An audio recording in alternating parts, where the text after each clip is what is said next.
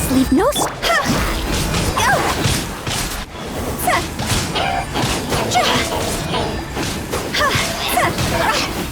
no touching.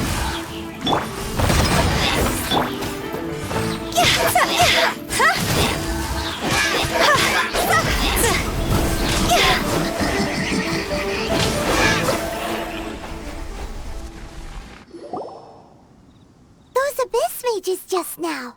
Were they trying to ambush us? No.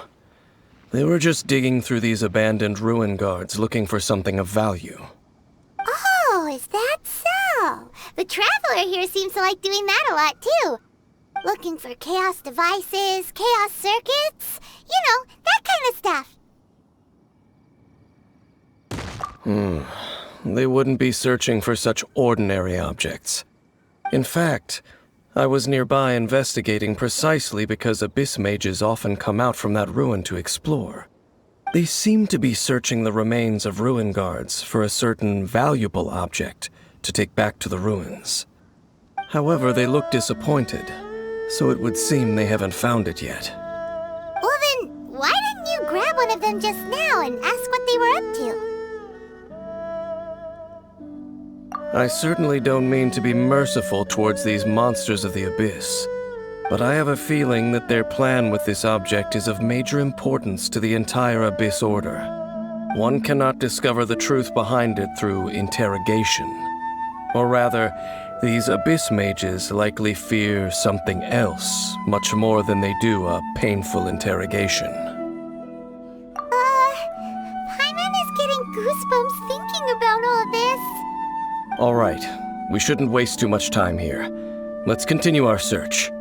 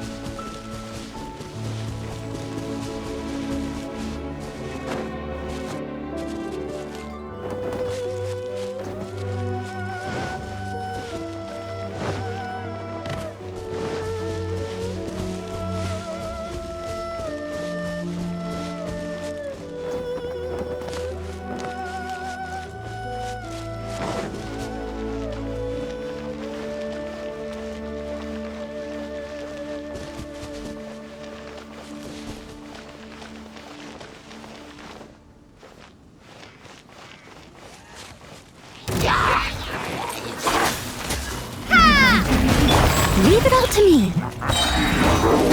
as a dutiful maid would.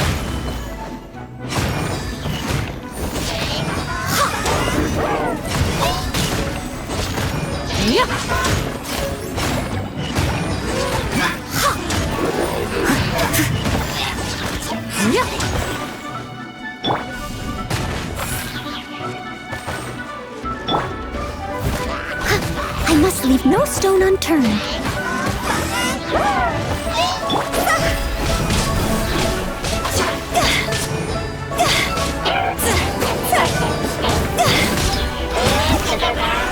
Born of ice and frost.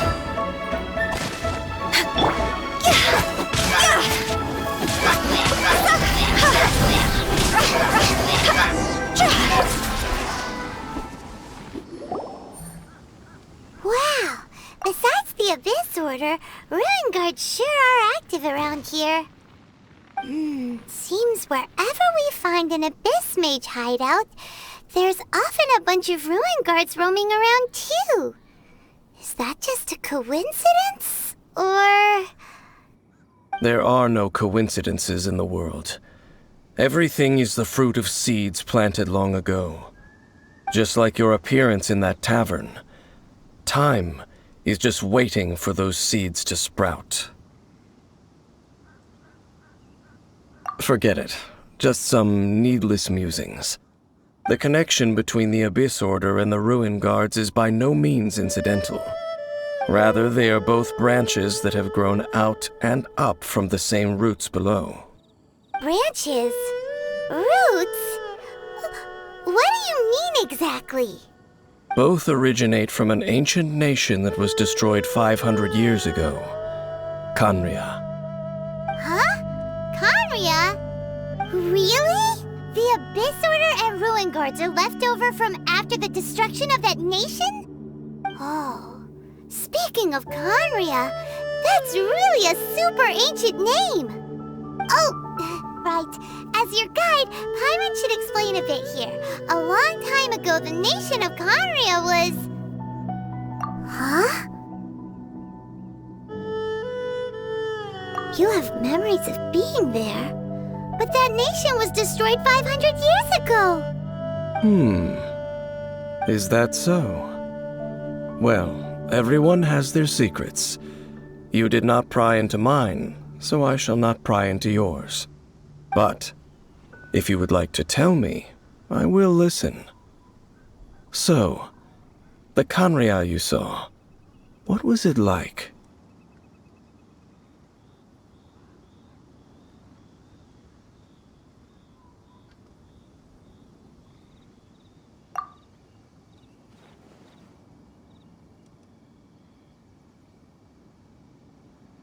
So that's the complete story, huh? Paimon thought that you ran into that unknown god first. I see. So your first memory after coming to this world was being awoken by your brother from within that meteorite. It seems your brother woke up first. But the question is, how long before you? And then your brother told you that the destruction of Khaenri'ah plunged the whole world into chaos, and that you two should leave this world called Teyvat? The destruction of Khaenri'ah? He said that? That destruction you witnessed, that's history from 500 years ago. It seems the first time you awoke in this world was indeed during that period. Huh. So your brother must have understood this world better than you did, because he woke up first. And it was shortly after that that you encountered an unknown god who blocked your path, so you couldn't escape. Oh, Paimon knows this part really well. I understand. When you awoke at that time and hurriedly tried to leave for another world, you didn't know anything about Khaenri'ah. But now, since you have come to gain some understanding of Teyvat, you are able to guess that the war you witnessed all those years ago must be the war that ended Khaenri'ah. Am I right? Ah, if that's the case, you must have been flipping through all sorts of books during our adventure these past few months. Before going to Mondstadt, you had just looked at some vague materials. Later, we managed to gather a whole bunch of old books from all around Mondstadt and Liyue, but you told Paimon they were useless. So, the whole time you were just trying to learn more about Khaenri'ah so you could find your brother?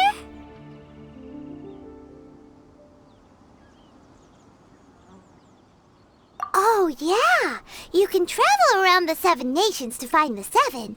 But where can you go to find a nation that was destroyed 500 years ago?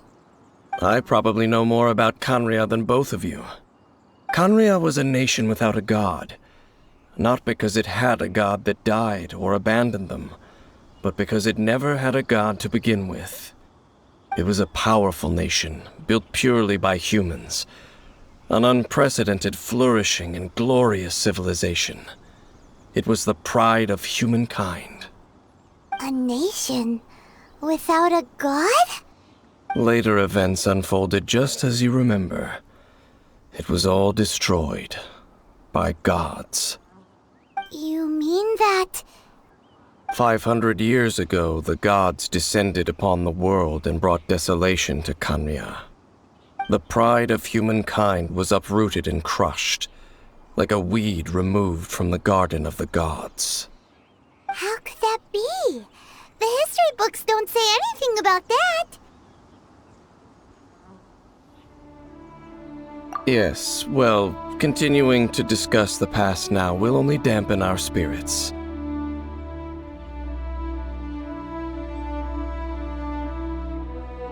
Let's keep moving. I will tell you more of what you want to know as we continue our search.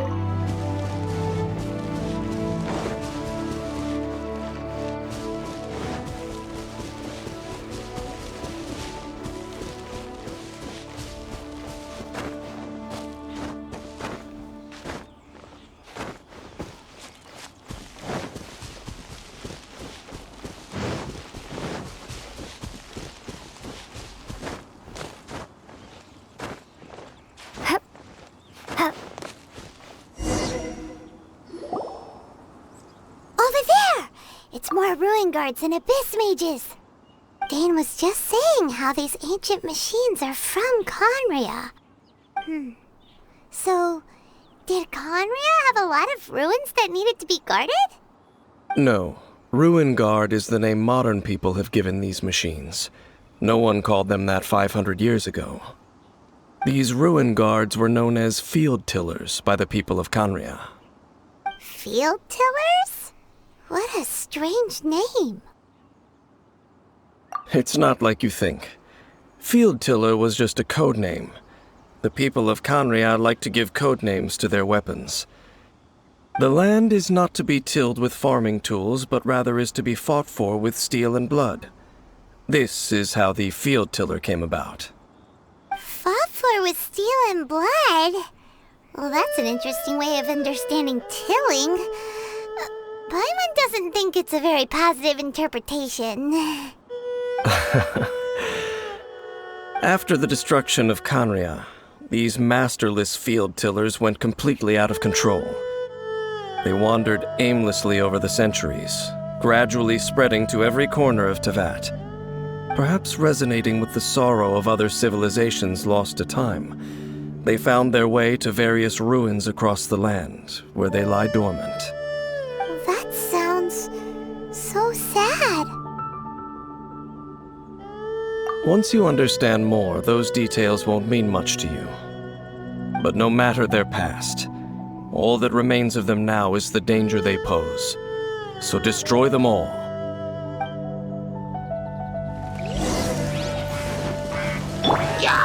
This is long overdue. Come on! Shake! As a good knight should.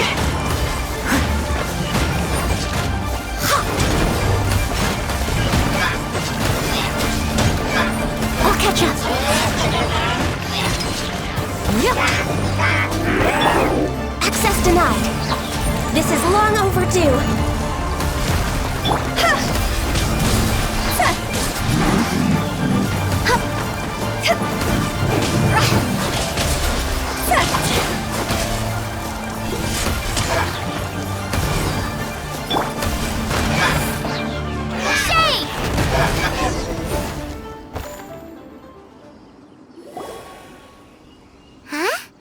This abyss maze dropped a talisman.